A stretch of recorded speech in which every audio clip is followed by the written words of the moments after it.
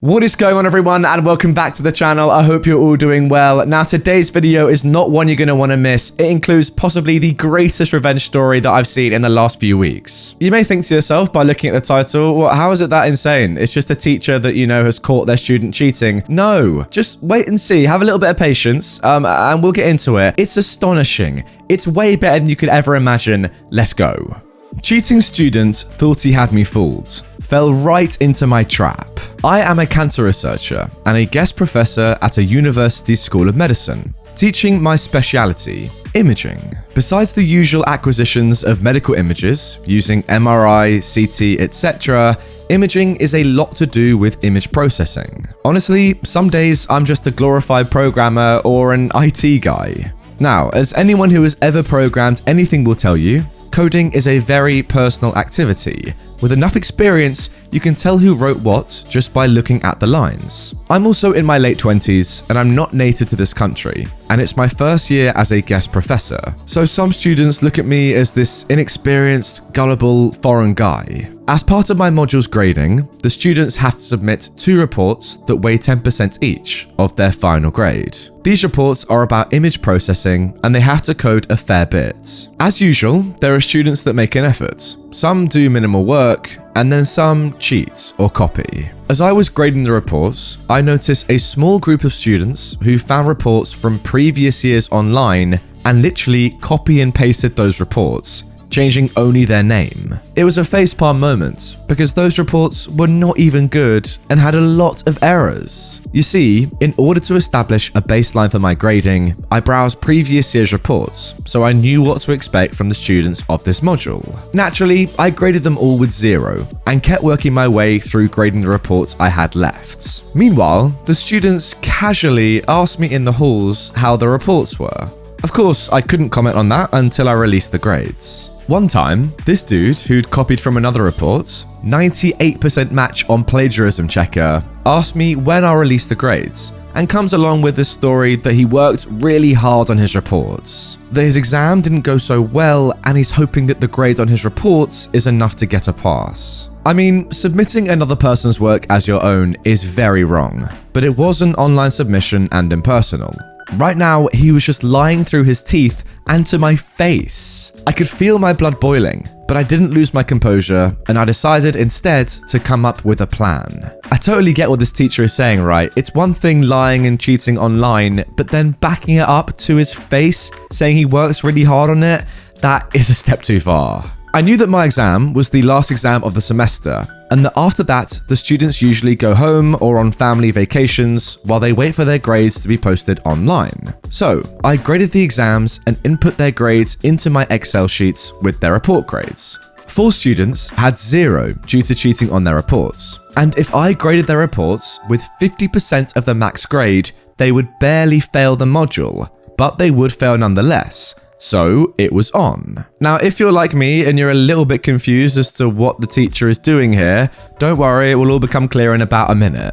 Now, in order to be fair, I bumped everyone else's grades. A bunch of people with miserable reports ended up barely passing because of my grade bump. But even though their reports were bad, it was their own work and not copied from anywhere. You see, students are entitled to make an appointment to review their grades after publishing and before the grades are locked for the year.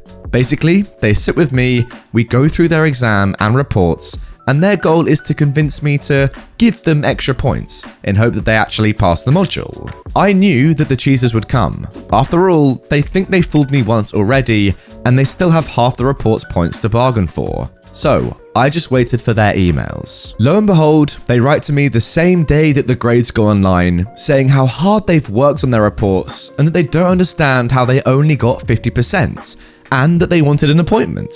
I was ecstatic. Sure, let's review your grades. Do you remember that my exam was the last one? Well, these kids were already on vacations, some very far away, and they begged me for an online appointment. No can do, university policy unfortunately. Moreover, you have 3 days to show for your appointment, otherwise the grades are locked. Also university policy. So, here they come, cutting their vacation short and catching planes. Some spend hours in buses and trains to make it on time. This is unbelievable. I know what many of you are thinking. They come, I show them the plagiarism checker results, and reveal that I know that this is not their work and send them on their way. Well, I did consider doing that, but I had something better in mind. These appointments usually take 10 minutes. I show them their work with my notes on what's wrong and right, and they try to find some inconsistencies in my grading and bargain for more points. I'm not going to give them the opportunity. Mwahaha. So, one by one, they sit with me individually, and I go through their exam and reports. Remember that, of course, they copied the reports and copied bad ones with a lot of errors. I ask questions, lots of them. Why did you do this? What is your reasoning for this? They don't know. It's not their work. They just mumble random stuff because obviously they don't even know what to answer. Point by point, mistake by mistake, I explain why it was wrong, how it should be done, lecturing the same material that they'd already been lectured on during class. I make it long, I make it boring, I make it painful. I spent hours with each one of them throughout those 3 days. They always came with the same, "I worked so hard on this," and a little smirk on their face, because they thought that it should be really easy to fool me, the gullible foreigner again. But as the hours went by and I was walking through the errors one by one, I could see their expressions change. Little by little, their hopes of passing being slowly crushed. And when they finally realized that I knew they cheated and I wasn't going to be giving them any extra points, they tried to cut short their appointment and leave. But I wouldn't let them. "We need to finish the review of your grades. It's university policy." And I just kept going, extending their misery for 1 more hour or 2. It was legal torture, plain and simple. It was glorious. By the end, every single one of them left with a crushed soul look in their eyes and a fail in my class. They knew that I caught them, that I'd baited them, and they'd fallen for it.